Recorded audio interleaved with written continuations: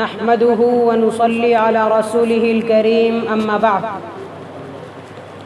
أعوذ بالله من الشيطان الرجيم بسم الله الرحمن الرحيم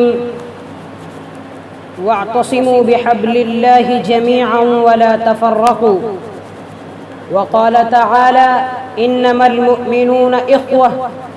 فأصلحوا بين أخويكم. محترم سامعین، میری گفتگو کا عنوان ہے اتحاد کی افادیت اور اہمیت. اتحاد کی افادیت یہ ایک ایسی حقیقت ہے کہ جسے ہم اپنے گرد و پیش کا جائزہ لے کر نہ صرف سمجھ سکتے ہیں بلکہ اس سے سبق بھی لے سکتے ہیں.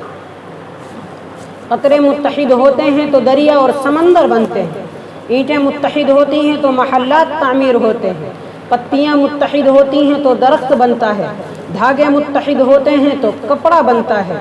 اور موتی متحد ہوتے ہیں تو ہار بنتا ہے، پنکھڑیاں متحد ہوتی ہیں تو پھول بنتا ہے، اور پھول متحد ہوں تو گلدستہ بن جاتا ہے، نمازی متحد ہوں تو جماعت بن جاتی ہے، طلبہ متحد ہوں تو مدرسہ بن جاتا ہے،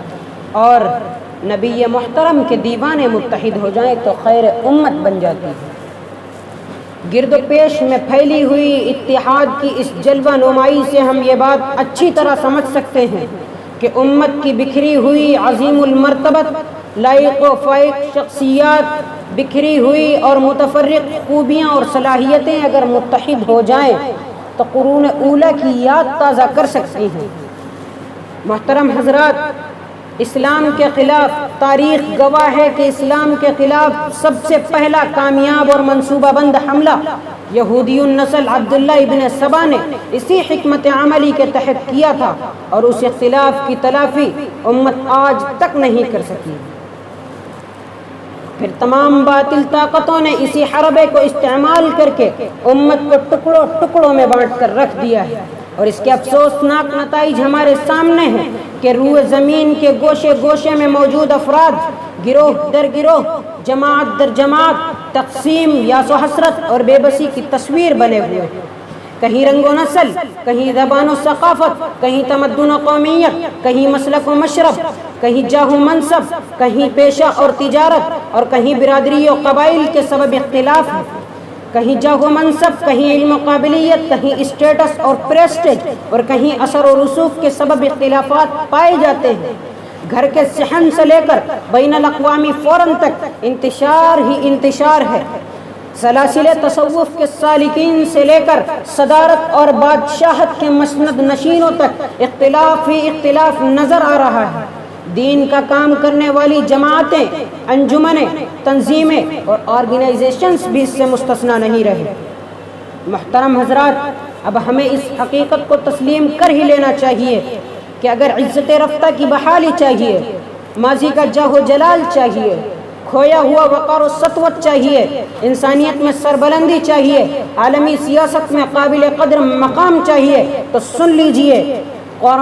قرآن و سنت کے پیش کردہ منشور کے مطابق پوری امت کو ایک جسم کے مانند متحد ہونا پڑے گا. اور یہ کام اس قوم کے لیے کیسے مشکل ہو سکتا ہے جس کا رب ایک، جس کا رسول ایک، جس کا قرآن ایک، جس کا قبلہ ایک، سیرت نبی کی شکل میں انسائکلوپیڈیا ایک، اور سیرت صحابہ کی شکل میں آئیڈیالوجی ایک ہو. جس امت کو دن میں 5 مرتبہ کبر، نخوت، غرور، اونچ نیچ مٹانے کے لیے ایک ہی صف میں ایک بے مایہ امام کے پیچھے گھٹنے ٹیک کر، ناک رگڑ کر، نفس کشی کے ذریعے اتحاد کی تربیت دی جاتی ہو، جس کے پاس واعتصموا بحبل اللہ جميعا ولا تفرقوا اور واطیعوا اللہ ورسولہ ولا تنازعوا فتفشلوا وتذهب ريحكم اور انما المؤمنون اخوہ جیسے آفاقی پیغام اور یکجہتی کے مضبوط پروگرام ہو، جس نے ماضی میں اپنے اسی منشور کے مطابق بلال حبشی، صہیب رومی، ابو ہریرہ یمنی اور سلمان فارسی اور تمام مہاجر و انصار کو باہم شیر و شکر کر کے دکھلا دیا ہو، اس کے لیے اب اتحاد کیسے مشکل ہو گیا؟ قرآن و سنت کے علمبرداروں کو آگے آ کر اس کام کو انجام دینا ہوگا. اللہ تعالیٰ توفیق دینے والے ہیں. منفعت ایک ہے اس قوم کے نقصان بھی ایک، منفعت ایک ہے اس قوم کے نقصان بھی ایک ہی سب کا نبی، دین بھی ایمان بھی ایک. حرم پاک بھی اللہ بھی قرآن بھی ایک، کچھ بڑی بات تھی ہوتے جو مسلمان بھی ایک، وما علینا الا البلاغ۔